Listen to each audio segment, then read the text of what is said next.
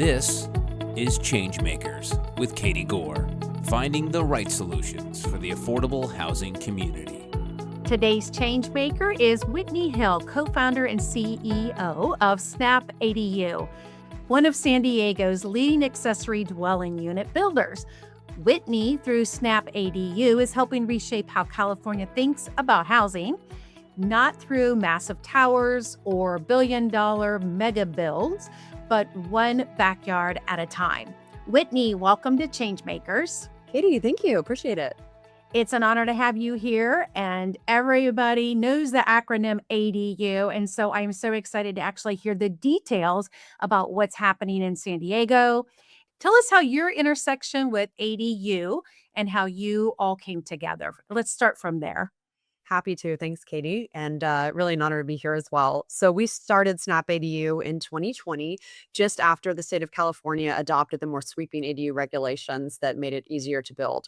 So my background was in operations management and strategy. Prior to just starting my own ventures, I worked in corporate America for about 10 years at a supply company and then at Bain and Company, where I was able to learn about what best in class looked like and really hone some of my operational and process skills. So I took that toolkit with me when I founded my own business in 2016, when I was investing in real estate properties. And through that process, I got a little bit more in the weeds on the construction side, realizing that if we were going to scale something, that we needed to have something more buttoned up there. So that was where I started learning about construction specifically. And so when I heard about the ADU law change, it seemed to me that since the bottleneck would no longer be the regulatory piece, the bottleneck would probably be contracting capacity. So I was keeping my ear to the ground and came across some folks talking about ADUs locally and introduced myself. And by way of that network, I met my co-founder, who was just starting to focus in that space as well. So our skill sets collaborated well to allow us to start to build Snap. So in the last 6 years, we've now completed 100 ADU builds, actually in the ground, not just, plan sets designed or anything like that, actual builds. So we have focused explicitly on San Diego detached new construction ADUs. So in doing that, we were able to build a niche for ourselves pretty quickly. And I think the reason that Snap is fairly well known in our region and across the state is because we make it a point to publish a lot of information. So whatever we find out through all of our discussions with the regulatory entities in the cities, we try to make that available for others who are working on their projects. How did you come up with the name? Because when I hear it, I think of snappy, like speed. But how did the name originate? Yes, that's what's one of the main components, making it a snap to build your ADU easier than elsewhere. And at the time, we were experimenting with components, possibly doing wall panels. So we also like the subtext of maybe snapping together. Now that said, we are a traditional stick-built contractor at this time. We've evaluated the merits of going with panel or modular over the years, and it's never quite penciled out. The savings and time reduction wasn't there. So we do continue to be just traditional stick-built construction. So the name is more about making it a breeze, a snap to build your ADU. Nice. Oh, so you mentioned you're in San Diego. Lots of people know the tension in housing across the country, but specifically California gets a lot of attention, the price dynamics and the land and so forth. But tell us what's happening in the market in San Diego and how not just that regulatory window has opened, but even the market conditions lend itself for what you're doing. Explain some of that. Sure. So the housing supply here, as with much of the coastal regions, is not keeping up with demand. So many folks are looking to get creative with how they are housing relatives or adding rental units to capitalize on that opportunity. And that's where we've really seen the demand for ADUs, which actually coincided too with COVID as we were starting up. So we actually started Snap ADU the same day that California got shut down in 2020. So as part of that, there was a mindset shift too around what does an ideal living situation look like? What are people willing to kind of flex on when they're thinking about that? So with demand for families, we do see folks wanting to access these higher end neighborhoods that would otherwise be inaccessible. So either accessing rentals in those areas or joining a family already on a property there. So we see a lot of that demand fueling the ADU market here in San Diego specifically. And then I would say too that it's just part of the portfolio strategy for smaller real estate investors who already have a cash flowing property in a coastal area, they want to add that second or even third unit. So those are a lot of the dynamics that we see behind the demand. Who's your typical buyer? I mentioned in the intro that it pretty much can be anything from a parent, an aging parent, to possibly this next gen worker housing. But is there an ideal buyer, or is it just anybody? Explain to us who is buying an ADU right now. Yes. So I would say the folks adding ADUs are probably a 60-40 split between folks looking to add rentals to their property. It's probably 60. And then about 40% is for family usage. And like you mentioned, out of that family split, it's about half half with aging family versus younger family trying to access that property. With the rentals, then some folks are adding them as furnished rentals. I would say that's probably around 20% of that portion, and then the rest would be just regular, annual leases, that sort of thing. As far as SnapADU specifically, though, we do skew towards folks who are looking for more turnkey experience. We are design, perma, build under one roof. So for folks who are looking for more of a DIY experience, looking to subcontract it, some of it themselves or manage some of the job, that's not who we appeal to in the market. We appeal to those more like working professionals who are looking to have a hands-off experience on getting that ADU in their yard. Typically, when there's new construction, there is a tension in the neighborhood to say how much parking, how much traffic, what's the neighborhood character going to change like. They're saying things from being in the neighborhood. Is there tension like that when you're trying to bring ADU units to a neighborhood? I would say that most of that tension, especially what you'll see in the news, has stemmed from the bonus program that the city of San Diego allowed that's beyond the state requirements. So, in certain scenarios, you could add additional ADUs beyond just the one on, say, a single family property. And there were a few situations where a single property with one home on it ended up having proposals for more than 100 ADUs. And I know that sounds insane, but it actually happened in a few cases where there were, say, 24 duplexes top and bottom. Now, that had massive blowback. It actually led to a reevaluation of not just that bonus program in San Diego, but also just the baseline rules. So that's usually where the tension is. We, again, don't do that kind of work. It's more the ones, twos, threes on a property. And so long as it's with the character of the neighborhood, we don't really get that kind of pushback. Where you do see it in the news, especially, would be for those much larger developments that were not really the spirit of the ADU law, I would say.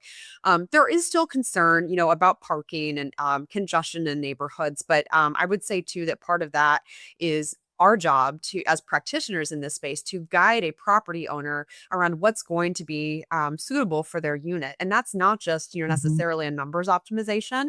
That might also be quality of life. You do want to add parking, even though it's not required because your tenant will pay more for it. So we do have a lot of folks who look to add those kinds of features and be thoughtful about the development, even though they could technically be doing more, they choose not to.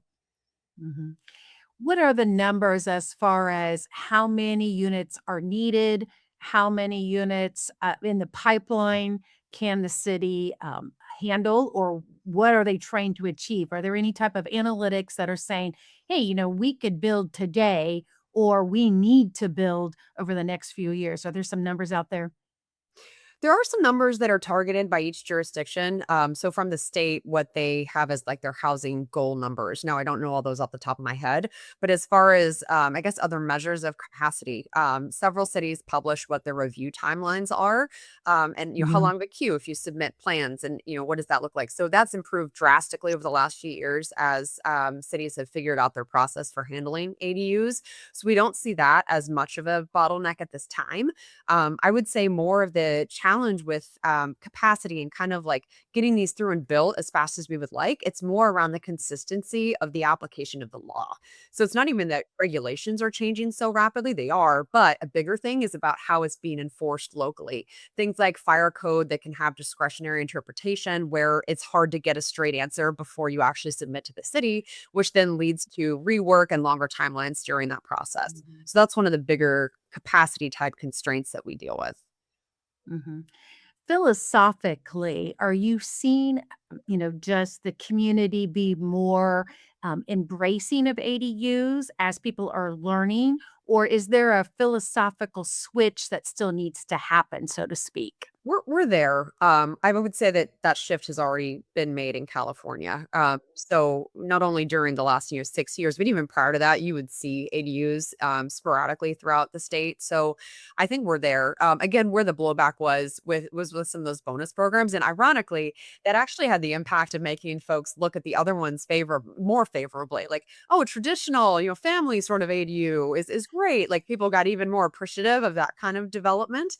I also think as you see more of these in place for longer, we start to see them in housing supply when things go back up for sale in the market. So the more of those comps that we have in the inventory too, and the more financing that we have available for different kinds of options, all of that makes it more appealing to the average homeowner. And we also see that taking off in neighborhoods. It is always harder to be sort of the first one in an HOA, for Yeah. example. So for sure, we've faced bigger headwinds when we know we are one of the first ADUs in a neighborhood. Yeah. You mentioned an interesting piece, I think, of wealth building tools that ADU can help people come into this wealth building dynamic. Maybe they can't buy their first home at 1.5 million or whatever the average San Diego price is for a home. But they can get into a market. They can demonstrate some wealth building. Are you seeing that be a component that is attracting a buyer, or what's happening there? Definitely. We see some examples of folks purchasing properties with the intent of adding an ADU so they can create that income stream on their property and access something they would not have been able to afford otherwise. I'd say that's the biggest one. We also see some folks deciding to downsize from their existing home into an ADU and Mhm. renting out the main Okay. home. So various takes on that, but lots of different folks are taking advantage of it as an opportunity. And again, it pencils out differently in different areas. The more inland you go, the returns look different, of course, because our build cost doesn't really go down out there, but the rental rates don't quite support the same economics. So we do see more of that happening more in coastal areas. Mhm. Are there any fun stories about multi-generational living that you've come across where people, I think of our own aging parents that we've had to help.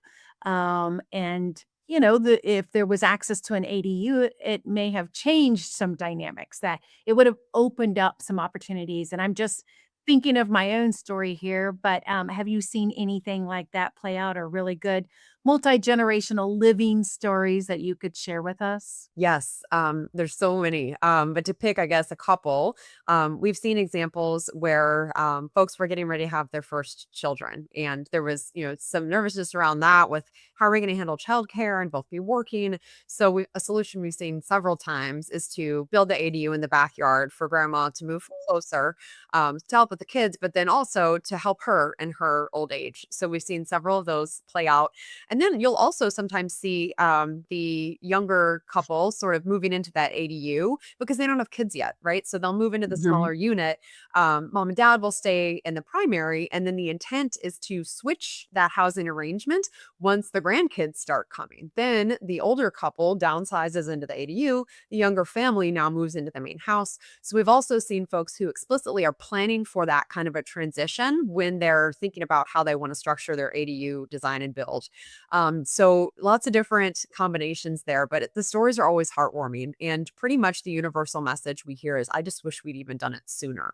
We did a retrospective last fall when we completed our 100th build. So we surveyed a bunch of our homeowners. About a third of the ones we'd ever done replied. So it was a decent, sample size. And overwhelmingly, the value that families felt that they got from the ADU was the same or higher than what they had anticipated going into that project. So definitely did not hear anyone saying, I wish I didn't build. Is there something that has surprised you about the construction process or running a construction company with this particular niche? Yes. You would think within 6 years that we would have this all dialed in, and the fact is that it changes every week or month, so we still are continuing to evolve to address that. The other reason that it's taking so long to get really good in this space is that the timeline for the overall project is quite long. So on average, from the time someone signs a contract, like, "Let's get started on the design," to the time we hand them the keys, that length has increased every year we have been in business. And it's not for us, getting worse on process. We've dialed a lot in, but there are so many more requirements now than there were back in 2021. Let's say it felt like the Wild West. There was nothing with fire, there was nothing with utility upgrade issues. We were just, Yeah. sort of going in there and getting it done. And as the cities and jurisdictions having authority have sort of caught up, it's become much more Mhm, cumbersome as far as what's required to mhm, get an ADU in the ground. So because of that mhm. timeline, there haven't been that many cycles of this. So that's been sort of surprising as well, is really how long it's taken to get this to a point of somewhat of a stable jumping off point. We also see a lot of new entrants every year for that reason. A contractor thinks ADUs seem like an easy space to like go make a buck. And Right, unfortunately, there's a lot of that. And they don't see the impacts of their decisions for a year and a half, let's say, right? So they right. underbid something, they don't fully vet everything during an upfront feasibility process. And it comes back to bite them during the build when they realize, oh man, I didn't budget for all these utility upgrades or the site prep, all these things that are not very glamorous, but have to be done.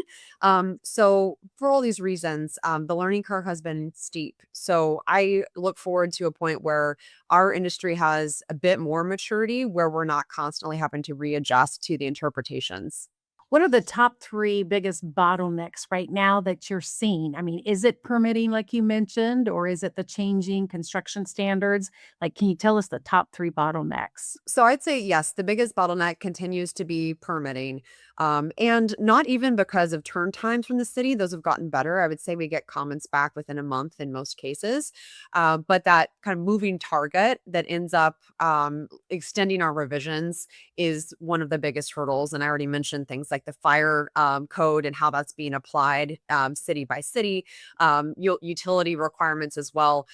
So all those different moving pieces needing to also get reviewed and permitted on each project, those simply add up. There's a lot of different components involved. So even if the turn time on each one is fairly quick, still adds up to an average permitting timeline of 3 to 8 months in various cities. So that's, I would say, the biggest one. And then, things like on the construction side, we'd always like to go faster, but there are certain realities around whether you're building a 500 square foot house or a 5,000 square foot house, you have to have the same number of trades coming in there to do their job. So there's sort of a floor on how fast these can get built. And it's sometimes surprising to folks that, oh man, it's not that much faster than constructing, a complete custom home. Yeah. Are there some neat design things that you've seen with an ADU that you want to share with us? I've seen a few features where people have upgraded tile or they've incorporated some outside landscaping to offset, what is just a standard build. And so I was curious if any of those types of aesthetics are making their way in through the design phase. Yes, we certainly here in Southern California see a lot of demand for having multi-panel sliding doors, sometimes La Cantina doors to open up a certain wall of the home to the outside where they might have a trellis or some other covering to allow sort of an indoor-outdoor feel. So we definitely see that. We'll see an occasional roof deck as well, which are permitted in some cities on ADUs. So especially if you have that coastal view, it's nice to get that access. So we certainly see some of those approaches, and then we see people being creative with the limited footprint that they do have. So things like combining furniture in ways that you wouldn't normally see in a larger home. So having a dining table directly against a couch that's then facing sort of the living area, that works perfectly well in a more compact space. So we see folks being thoughtful with that.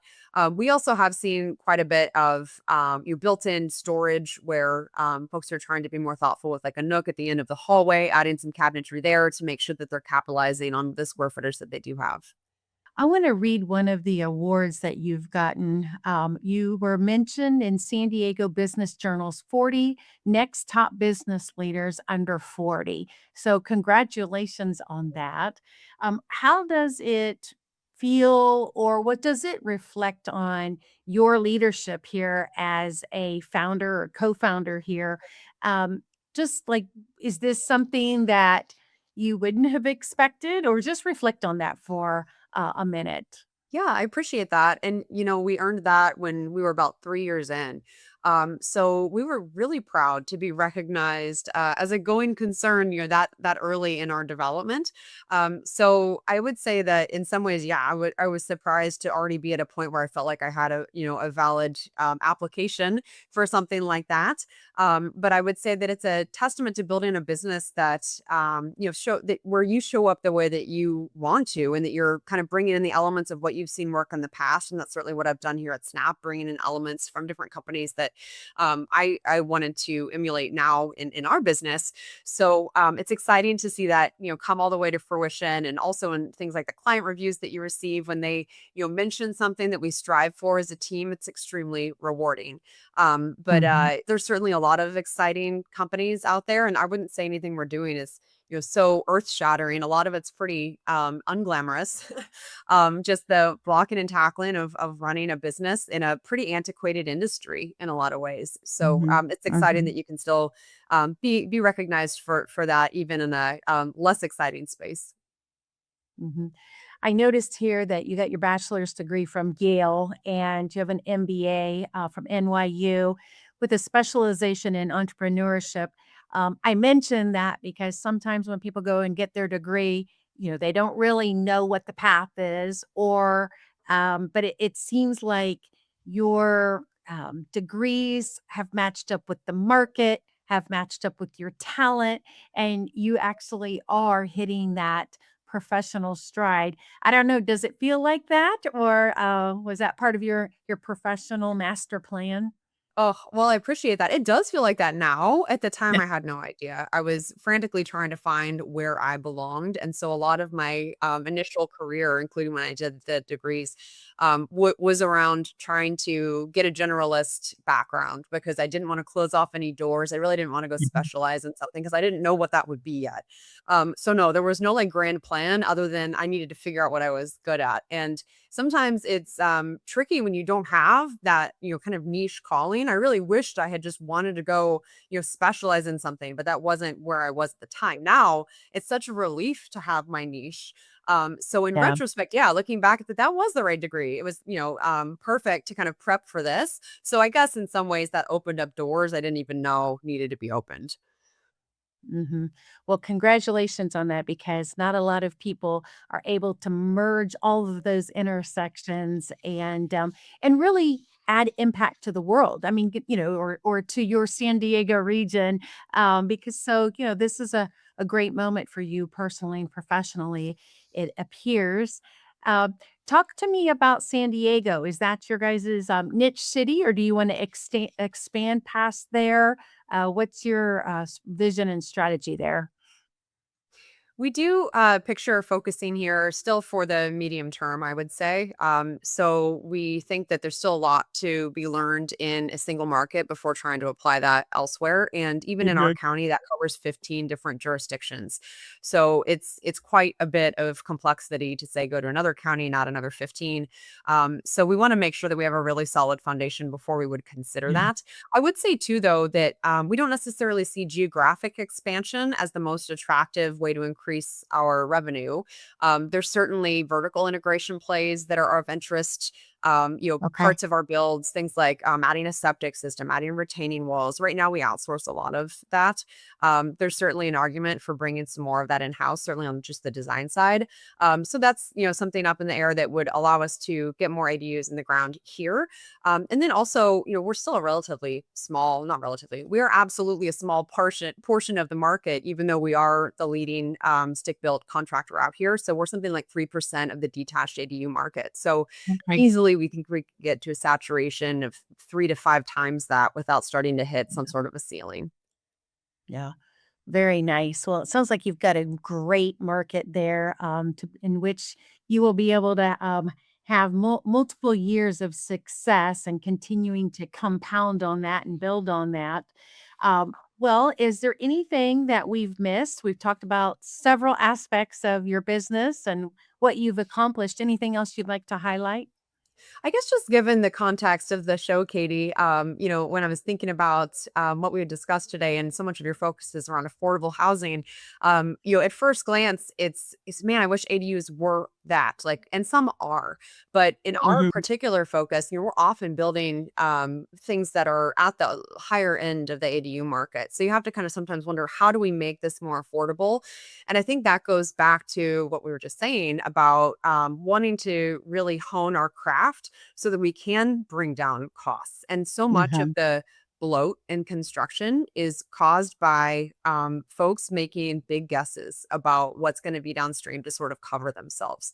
So a lot of our focus has been on eliminating that guesswork by doing the work up front. And again, not glamorous and not what people want to hear sometimes, but I think in doing that, we can reduce a lot of the friction of what ultimately raises costs in a market. So Mhm. I could see, as we're trying to deepen our footprint here, trying to make our entry level price point more accessible by becoming better at what we do. Mhm. Well, and it's great to have another option in the market that is allowing some flexibility for people, allowing some rental income, allowing potentially a stepping stone for them into home ownership, possibly. So, we can broaden the definition of what we view as affordable housing by just saying by proxy, ADUs do have a place at that table. So we are very appreciative to companies like SnapADU that can actually bring yet another creative option into the housing marketplace, quite frankly. Whitney Hill, it has been a great pleasure to have you here and to focus on what SnapADU is doing in San Diego. Thank you so much for your time, and we appreciate what you're doing. Likewise, Katie, thank you so much for having me and for all the kind words. I really appreciate it. Thanks for listening to ChangeMakers with Katie Goar. To find out more about Katie, go to quadel.com. That's QUADEL.com. This has been a production of Forbes Books Radio.